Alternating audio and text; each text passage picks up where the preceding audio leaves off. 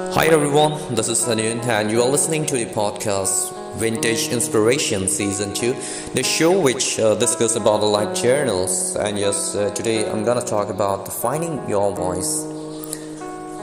Finding your voice. There is a beautiful quote said by Martha Graham.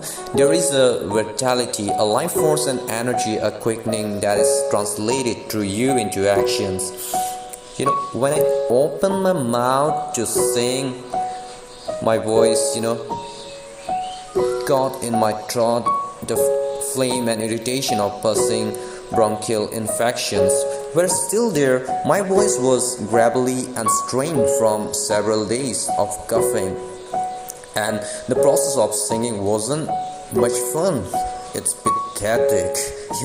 The sound coming from my body wasn't me. I cleared my throat a couple of times, but it was still rough, very rough.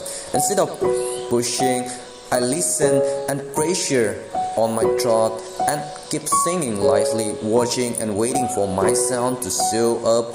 I breathed deeply, imagining the sound coming up from my center gradually. The sound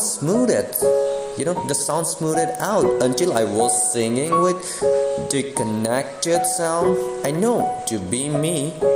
But standing there experimenting with finding my voice, I started thinking about the parallels between finding my singing or speaking voice and finding my symbolic or metaphorical voice.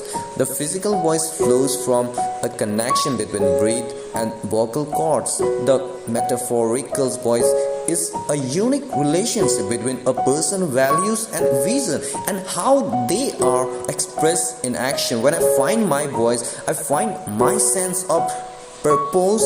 I knew what I am about and express myself with much more else. When I lose my voice, I can find it again in ways similar to the process I used to regain my singing voice. I don't push obstacles or a signal to listen and dig deeper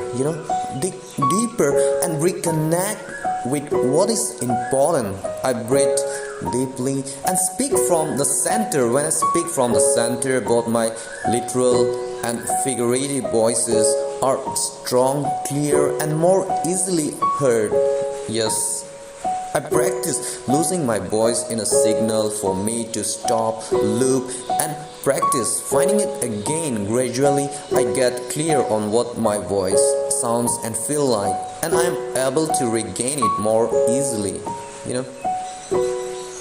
Take back your power, stop being blamed, and start creating an incredible life. Have you ever had a person in your life who thrived on playing the blame games? The one that is constantly etching that is your fault. Then you believe them. You play the game and fixing all of their problems. Yeah, that's very true. Do you become the rescuer I did? I didn't realize it at the time of course because that is a life lesson that I was working on mastering. And the boy did we play a game, a good game together. We danced in a victim consciousness together, creating disaster after disaster for 10 years. He created, I rescued. Then one day he got himself in another situation, and of course this was my fault. Yeah, I was so sick and tried out continually putting forth all my energy into fixing his problem that I threw into the towel. I quit. That the day the light bulbs came on, I realized that I was not allowing him to take responsibility for his own life. I was doing him the worst service possible. I was disempowering him. Yes, I was taking his power away by fixing all his problems into mention disempowering myself. That's the day I gladly, and I mean gladly, handed him his life back on a goal line platter to peace once again. Blamer are people to refuse to take any kind of responsibility for their own lives. When things go wrong in their life, they tend to blame other people. Whether something goes wrong at home, work or school, they try to find someone else to blame. I have found they tend to blame those that love them, and mostly why?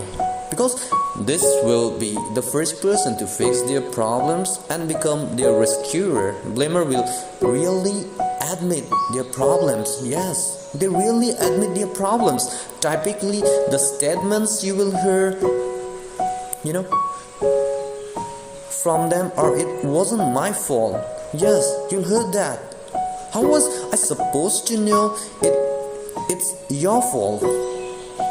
Their dialogue usually goes something like this: "If only you had done something differently, then I wouldn't be in the predicament that I am in. It's your fault." Right? By blaming others people for the problems in their lives, they become powerless to change anything. Their thoughts holds them in victim consciousness. They believe and hold thoughts of, yes, that's the thing, And yes, thank you for listening to my podcast. Stay tuned for my next exciting episode.